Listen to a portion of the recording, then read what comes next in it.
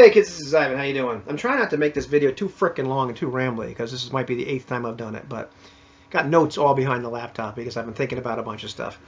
I agree with Same Old G that it's time to, or be nice to kind of move along in the conversation and talk about things other than, talk to your players.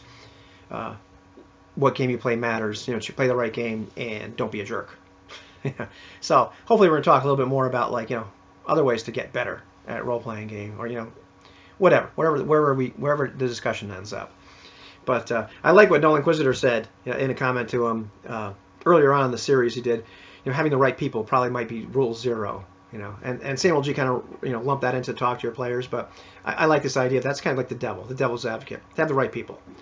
So there's another great video that Complex Games Apologist just put out about wannabe brigadiers battling bigger bugbears, I think is what it, that's talking about. Because there's been discussion rattling around back and forth between a few of us, and it's not really about Dungeons and Dragons. It's not, And I think the two videos that kind of spawned this recent kind of, discussion was the one by Robert the Narrator, about our D&D grognards, the grognardiest of them all, and then Red Dice Diaries. John had the video about people that play D&D for everything in his RPG Bugbears series, but the discussion really isn't about that. To me, it's more about like carts and horses, chickens and eggs, and products and processes. And I don't know, I want to call it system versus having the right people.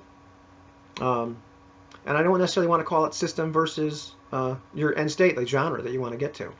But that's part of it, I think. So this is kind of just top ideas for discussion. I really don't have an answer. These are just things that are rattling around in my head as we're talking. You might want to call this "Build It and They Will Leave."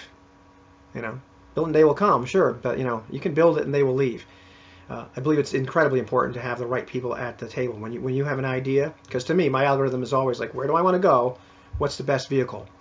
And to get there, and that I suppose would be the system. But then sometimes it's like, well, who do I want along for the ride? Who's going to be my navigator? Who do I want to get there with? But I guess who's going to provide that experience as well?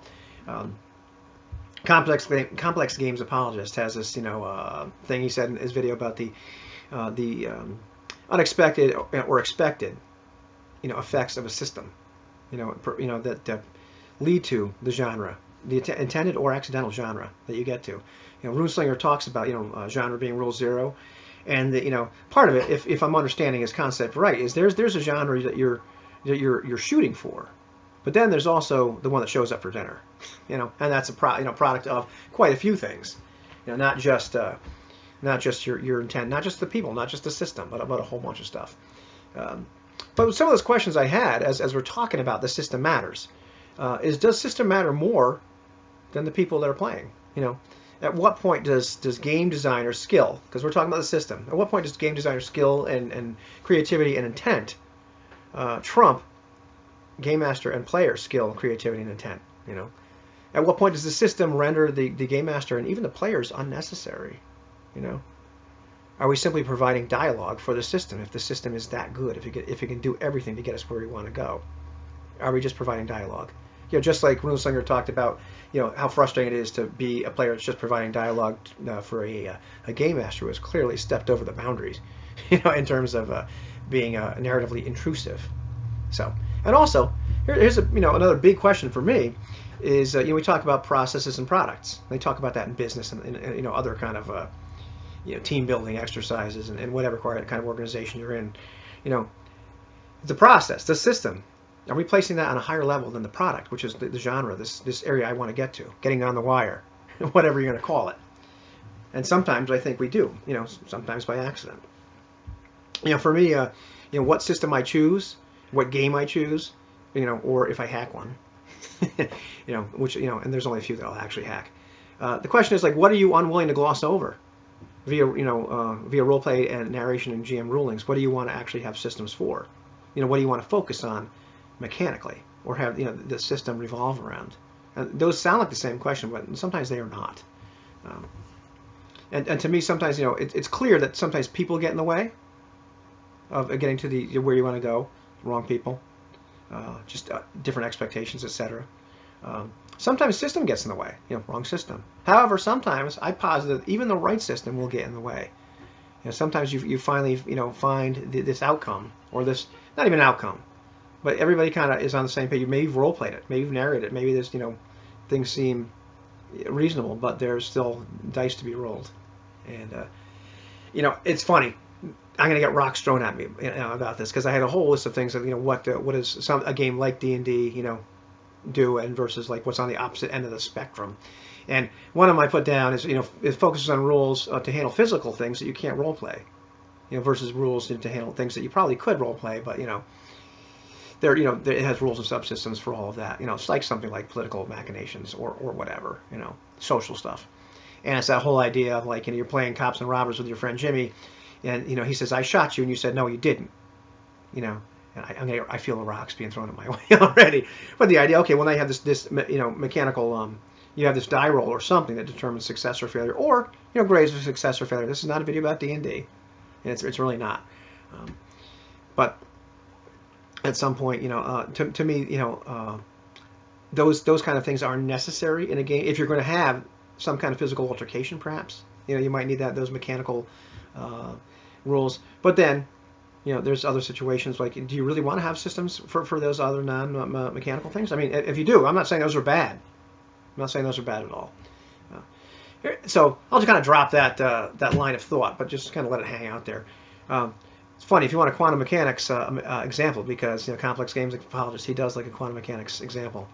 I've seen games oscillate between narrativist, simulationist, and gamist right in actual play.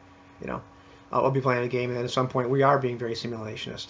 And it has nothing to do with the rules. Sometimes we're being a little bit more gamist. So yeah, I guess that would be where we're being more tactical, and sometimes we're absolutely focusing on narrative role play and all that kind of junk. So depends. I think the people are really important. It's just the system is very important, but I don't think you can kind of put the system on a higher pedestal than where you're trying to go to. And sometimes those seem synonymous, and sometimes I can tell you they're not, or at least in my experience they're not.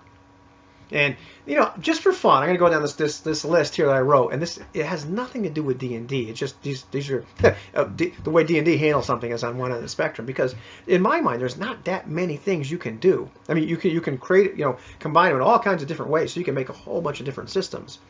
There's different ways to skin a cat, but you still got to skin it in one way or another. But you've got something like abstract, like hit point, binary health state systems. You're up, you're down. Versus some kind of simulationist degree between, or a degree-based health and stamina, whatever you want to do it. That's one, spectrum. You've got something like levels versus no real level. You've got something like, a class, group of skills, versus skills. You splinter skills, okay?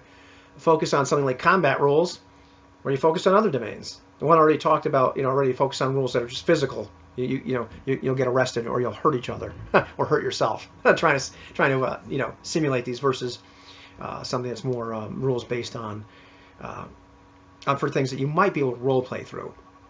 Something like linear die rolls, like a D20 roll, percentile dice roll, versus bell curve, die pools, all that kind of stuff. All right, binary pass fail versus some kind of degree of success or failure. And I even put down the bottom like Vancian magic, fire and forget, memorize versus some kind of different free form, whatever the hell. There's probably 80 different things you can talk about that. I'm sure we can come up, I forgot some, but there's not a hell of a lot there's spectrums you can run on, so or be on at some point or another. So yeah, system matters. What your game style is definitely matters. But does it matter more than the people playing at the game table? Than their skill, than their creativity, than their maturity, than the idea that you're all getting in the car and you all want to go to Minnesota versus some guy that's like all of a sudden like, holy crap, I thought we were going to New York, and gets ticked off, or God forbid you've got people in the car that want to go to various different destinations. So I don't know, do they contribute just as much? Do they contribute more? How much does system matter? And does system matter more? Does the process matter more than the product where you want to go? You tell me. What do you think?